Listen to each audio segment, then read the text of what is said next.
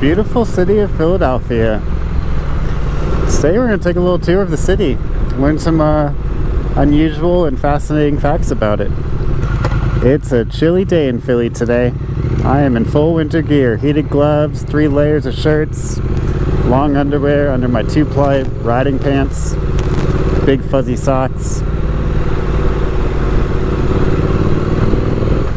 But even when the weather's chilly, I still have the feeling that I just need to get out and get on the bike.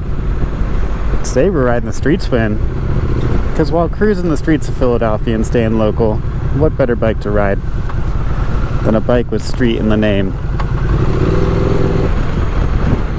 Plus, I just really love riding this bike. We're down here in the Stadium District of South Philadelphia. In this parking lot right here, next to the baseball stadium, stood the former Eagles football stadium, Veterans Field. In 1988, the football team decided they wanted to break a record. They wanted to make the largest cheesesteak in the world. Philadelphia is known for its cheesesteaks, but it's a little known fact that the Eagles in 1988 produced a cheesesteak that was the length of none less than a football field. That's a fun one.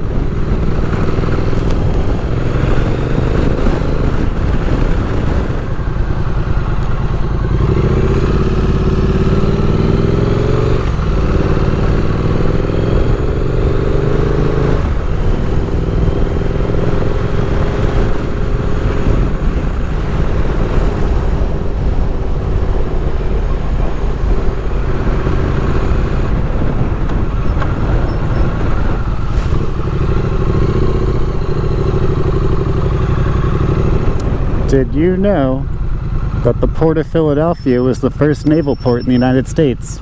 And it is still actively used today. I don't think it's used for active military though, that's the funny part. It is used for decommissioned ships.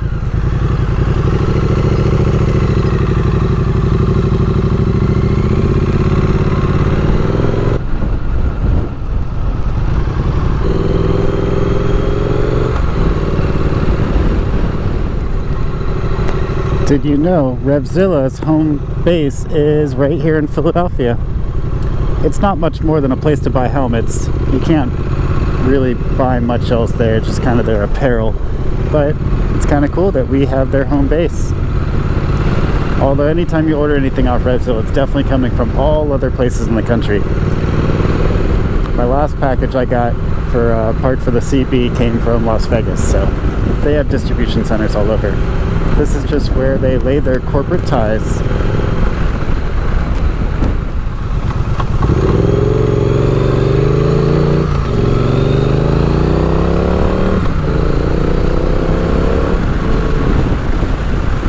This bike still has some pretty good get up and go. Another fun fact while we're still down here in South Philly before we work our way into other parts of the city. Philadelphia got so used to not being in the Super Bowl that they created a wing bowl that ran right till 2018 when the Eagles apparently ruined the wing bowl by winning the Super Bowl. This was a competition that would be held down at the sports field, and it would start early in the morning, and the person who won was able to eat 300 plus wings in less than a half hour. Such a weird thing, but also so fascinating. And of course, Philadelphia has a food eating competition in lieu of a Super Bowl. Why not, right? As we pass the hospitals of Philadelphia, I'd like to point out the Children's Hospital right over there was the first hospital that was created devoted exclusively to children in the United States. Also in that complex is the Pennsylvania Hospital. Now it's part of University of Pennsylvania, but it was started back in the day by Benjamin Franklin and another fellow to essentially treat the mentally sick and poor people of Philadelphia's streets. And also in that, they used to perform surgeries there for free, because the way they created their revenue was by actually selling tickets to the surgeries for an audience to watch the surgery as if it was a performance. That's a pretty interesting and pretty dark thing to think about too. term bite the bullet actually originated from that very hospital, because back before they had painkillers and things to make you numb so that you wouldn't feel the insertions they were making in you, they would give you a bullet to put between your teeth so that when you felt pain you could just bite down. It's pretty gruesome, but it's true. Man, that guy's an asshole. Where are you going, bud? Like, what is he accomplishing right there? Alright, whatever. End rant. So, one last fun fact about the hospitals of Philadelphia. 1 in 6 medical professionals, doctors in the country, are educated here. That's pretty significant. 1 in 6 doctors in the entirety of the United States are educated in Philadelphia.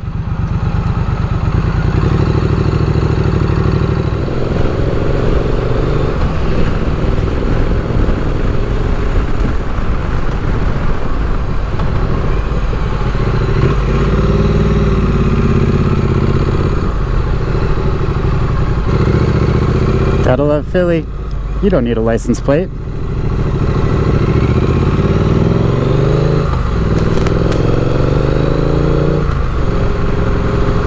Another random, maybe not so much a fact, just a cultural phenomenon. On any beautiful day in Philadelphia, the sound of dirt bikes is very prevalent. You will hear them all over town. We have a serious riding culture in this city, and the majority of the riders do not ride street legal bikes. It's a pain for a lot of residents because, you know, they're kind of out in the streets clowning around, doing wheelies, not being so respectful to traffic patterns. And I can say that when they pull up on me and I'm riding down the street, I feel a little uncomfortable. But inside my heart of hearts, I still have a lot of respect for dirt biking. Let's not even use the word respect. I just love dirt biking. And I know how much fun and joy it gave me as a young person, and how much it honestly kept me out of trouble. So even though these guys are out in the streets maybe pissing some people off, I still kind of like it. And you know, like they're having a good time, and I'm happy for them. But that's controversial, so I won't insert too much of an opinion there. I know that many people are not happy for them. Welcome to Fairmount Park. Just past the sign, we are entering the largest urban landscaped park in the nation. This park follows the Schuylkill River for about 22 miles all the way till Valley Forge National Historic Park. This is probably one of the most common destinations you see in my videos because it's the most motorcycle friendly. But it's one of those things about Philly. We can lay claim to having one of the largest park systems in the United States. And it was done actually very strategically. I'll show you why. We'll pull over here.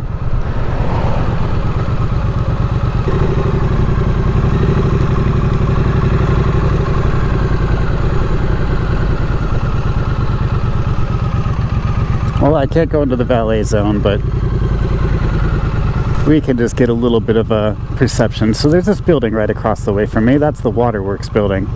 That was the source of Philadelphia's first water intake plant. And to the left of that is our Philadelphia Museum of Art. Before it was a museum, it was a reservoir on the top of a hill. Water would be pumped through that intake plant and piped up through wooden pipes, no less, to the top of this hill where they would store the water.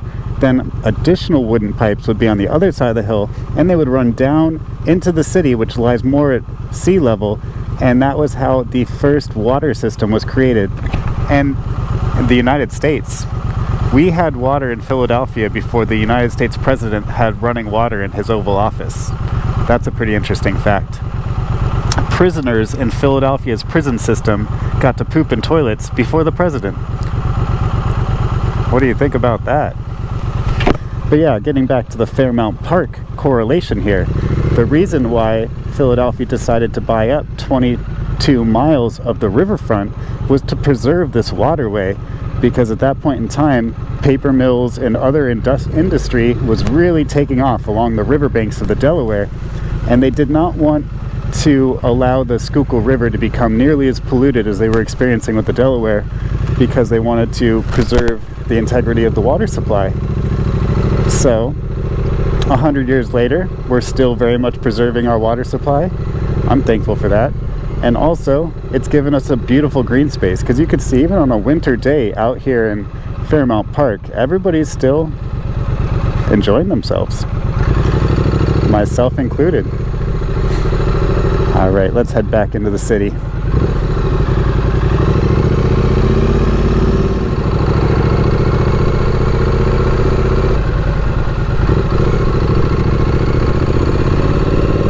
Alright, we're a short distance from the Art Museum now on Fairmount Avenue. This is Eastern State Penitentiary. This is the penitentiary that had running water before the White House in Washington, D.C. It's also famous for having some pretty historical guests, one of them being notably Al Capone, aka Scarface. He did a short stint here. He was wanted for crimes in Chicago, but he got picked up riding along the New Jersey Turnpike while he was conducting some business out here, and he did some time at Eastern State before being transferred elsewhere. They are a museum now, and you can actually see his cell and how luxurious it was. He was very good at corrupting prison officials, and he had a piano in his cell. He had a very nice little spread of comfort items. Interesting stuff. It's a cool tour. I actually almost got locked in it overnight once because I was touring late in the afternoon and they closed the exhibit gates because they had shut down for the day, but I had not been escorted from the exhibit yet, so I was yelling and screaming from across the fence for the museum workers to come let me out. It was a pretty scary moment. Also, it's a very well known for being haunted, so that would have been a scary night had I had to stay over, but it would have been a good story. All right, let's head back down to the Center City area. We're just north of Center City right now. There they are. You can see the buildings.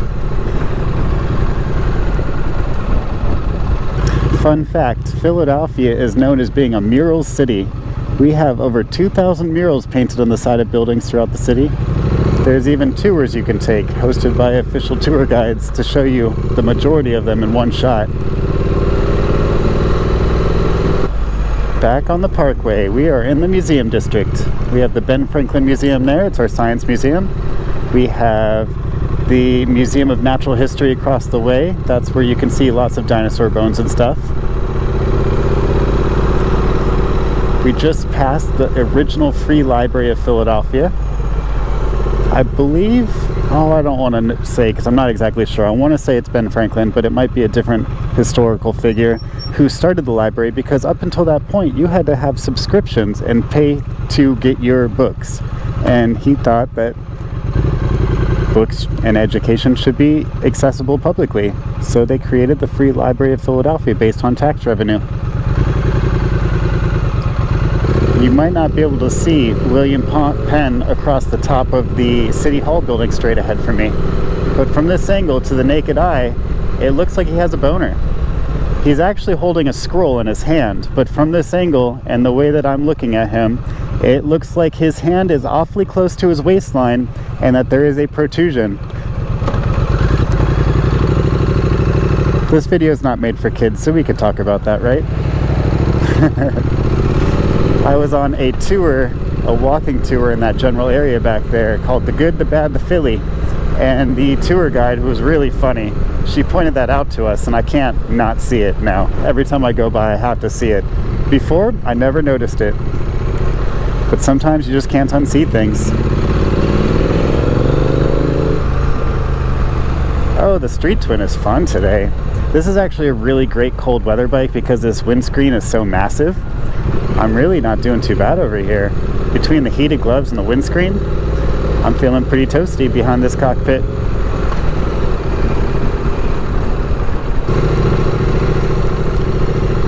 Welcome to the neighborhood of brownstones.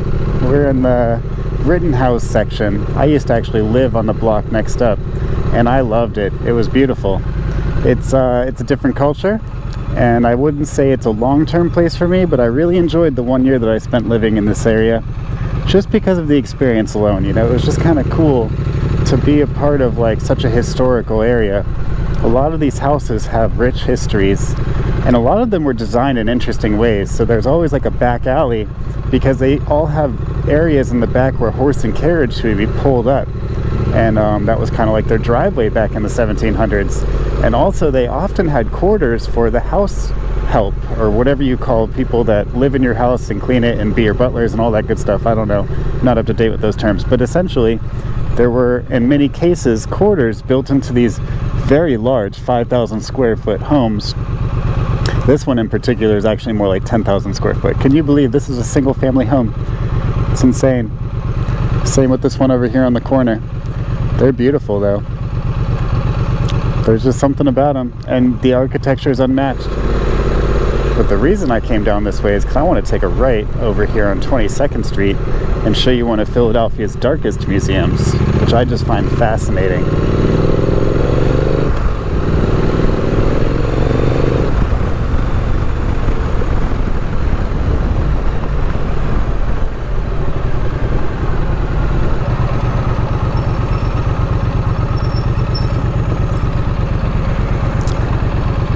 This is probably one of the coolest museums in Philadelphia.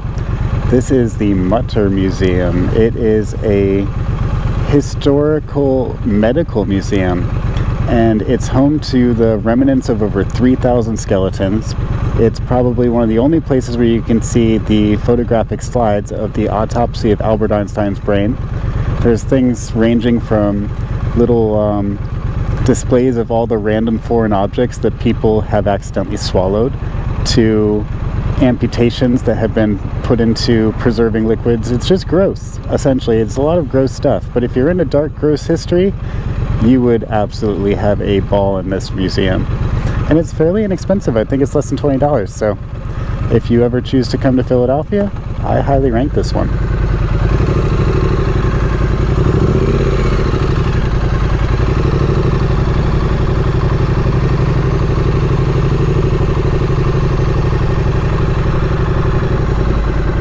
Alright, we're just passing through the financial district now. Nothing really notable here unless you care about insurance companies. I sure don't.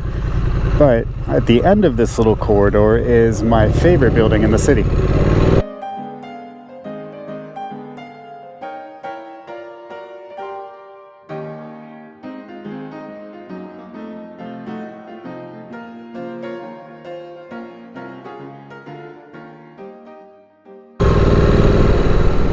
Philadelphia's City Hall. At one point in history, for a solid 10 years, this was the tallest building in the world. And to this day, it is still the largest municipal building in the world that is made of a solid foundation. The walls are, on average, 18 inches thick, made of solid stone. And I've had the luxury of touring the building because if you do jury duty in Philadelphia and you get yourself onto a civil trial, this is where the civil trials are held. So I spent a fun week just walking around the corridors of this building while I was on trial as a juror. And although the trial I was on was very boring, it was a slip and fall case, I really enjoyed the experience overall just because I got to explore the inside of this beautiful building.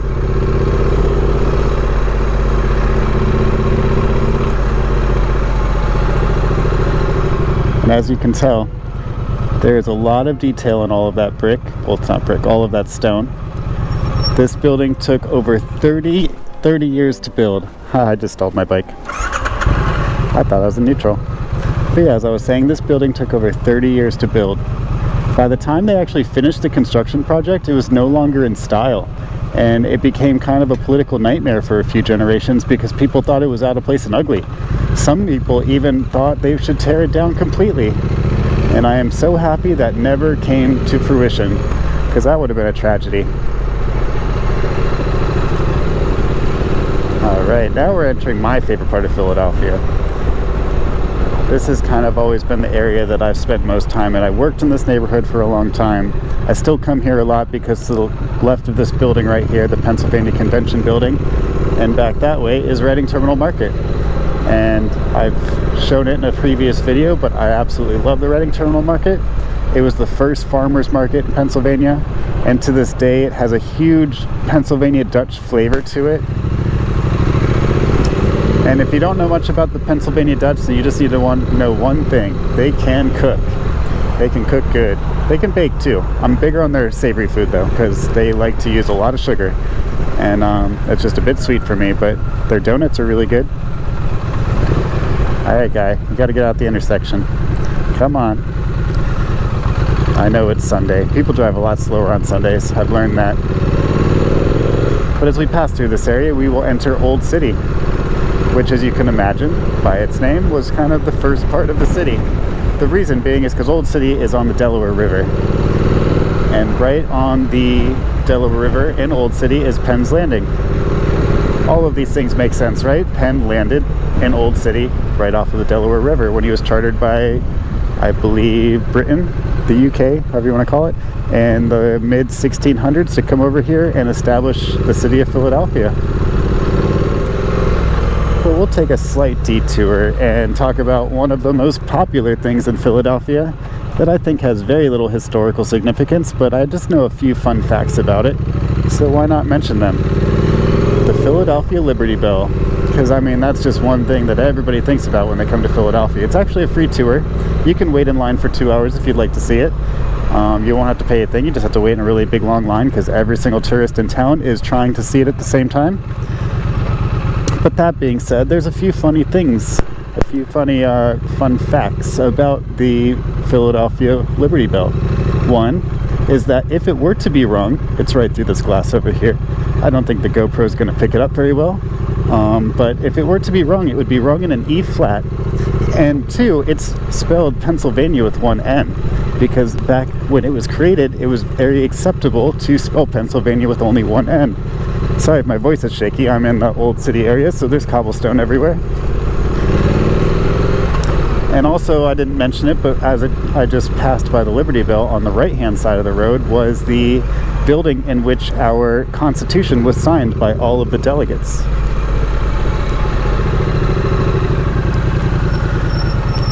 So this is probably one of the more relaxing areas of Philadelphia. There's just a lot of old, historically preserved buildings and parks. It's kind of my speed. I don't like the Rittenhouse area as much because it's too busy. It's a lot of commercial stuff, a lot of name brand stores and high-end and, you know, just things that I don't really fancy too much. This is a lot more my speed. Just kind of, you know, nice gardens and old colonial style buildings that you could just hang out and sit on a bench in the sun and think about what happened here 300 years ago.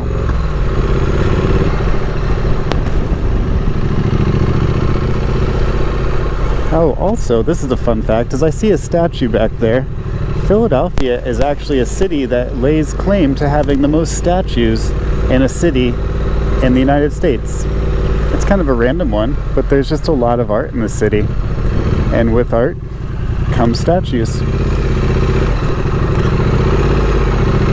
So now that we're passing back by it, this is the building in which our Constitution was signed by all of the delegates back in, I hope I'm saying it right, 1776?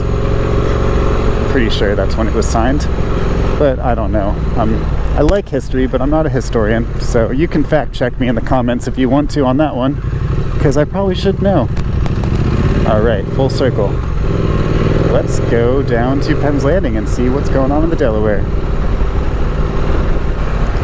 This is a funny story. So I think this building is super cool. This is our U.S. Customs House. And when I first moved to Philadelphia, I walked right in through the front door and I'm like, I would like a tour. I was promptly asked to leave. They did not want to give me a tour.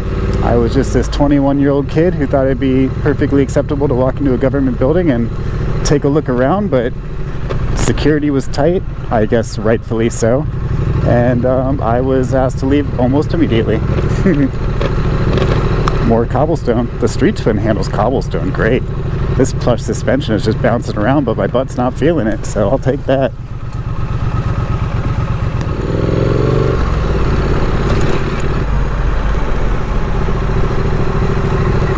Let's take a little break. Take a moment to enjoy the peak sunny part of the day out here on the Delaware River.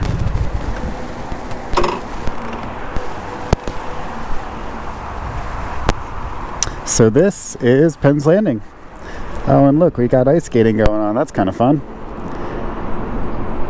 Across the way is New Jersey, Camden. And to get there, we take the Ben Franklin Bridge. It's a pretty cool bridge. But this is where it all started. The birthplace of our nation.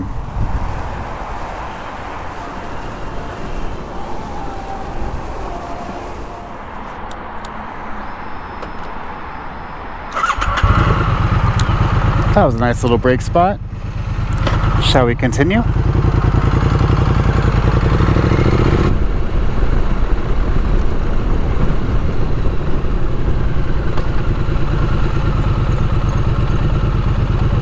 Ice cream in the wintertime.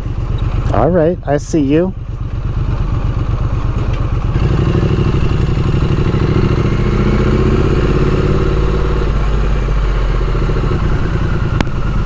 El Frasali, that's our next stop on the list. The longest continuously populated street in the United States. Over 300 years of continuous occupants have lived on this street.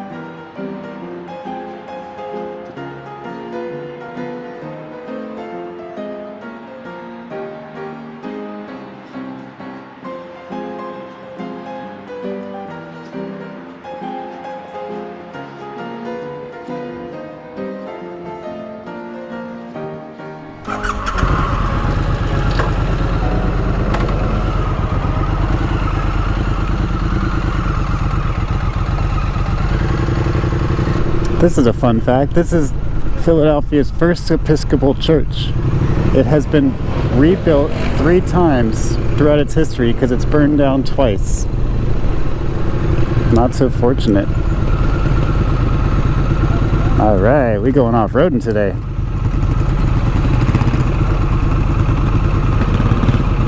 It's an interesting way to ride a 4-wheeler. What is he gonna do, wheelies? Yeah, I had a feeling he's gonna do wheelies on a big old utility 4-wheeler. He's funny. Even on a winter day, they're out here having a good time.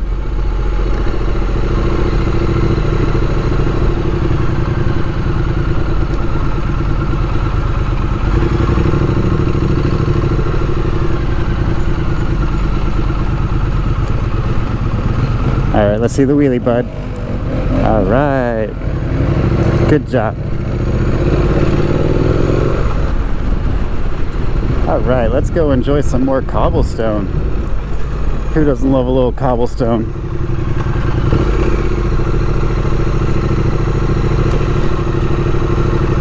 This bike actually handles cobblestone very well.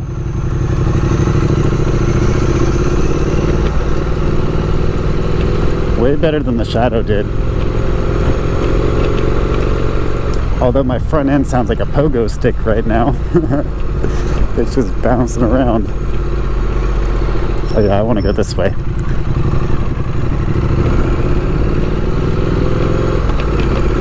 But what's Philadelphia's tour without a little bit of cobblestone? It's only right. I do really appreciate that the city has maintained this as well as they have. I'm pretty much, I'm a fan of preserving as much as possible. Alright, well that kind of wraps up my short and sweet tour of Philadelphia.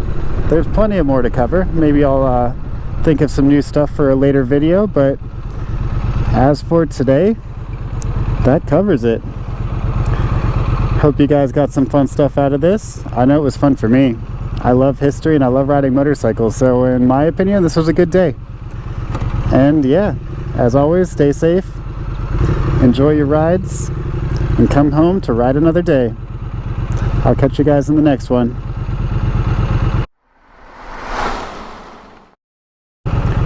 Fun fact, did you know when the city was first officially recognized as a city back in 1683, that its first business was actually a brewing company? Philadelphia Brewing Company was the first business established in the newly founded city of Philadelphia. It also established a tavern and a bakery, but they weren't nearly as notable. Beer was considered a food back then.